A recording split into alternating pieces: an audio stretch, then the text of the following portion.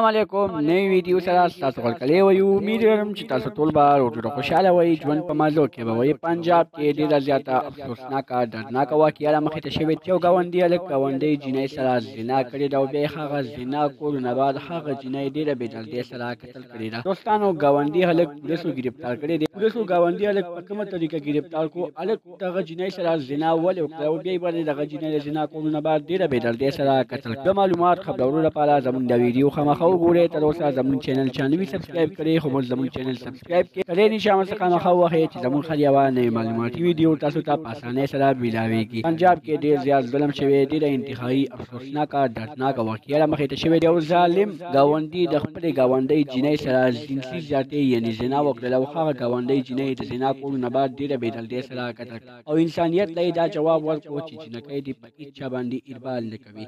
لکه چې هلکان جینکو له دوکې ورکوي، هلکان ورسره اول غلط کار وکړي، په دوکه باندې خپل شوق پرې پوره کړي، بیا د هغه شوق پوره کولو نه بعد هغه جینۍ په دغه نوم باندې قتل کړي چې دې جینۍ ما سره اول د جنسي زیاتي مطالبه وکړله چې ما ورسره ونه کړله، نو جینۍ خپل ځان په خپلو لاسو باندې قتل کړو.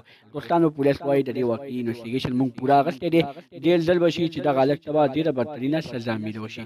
د نورو معلوماتي ویډیوګانو لپاره زموږ چینل سبسکرایب کړئ. تر دې نشه ورڅخه مخه ووهئ چې زموږ هر یوه نوې معلوماتي ویډیو تاسو ته په اسانۍ سره میلاویږي. والسلام.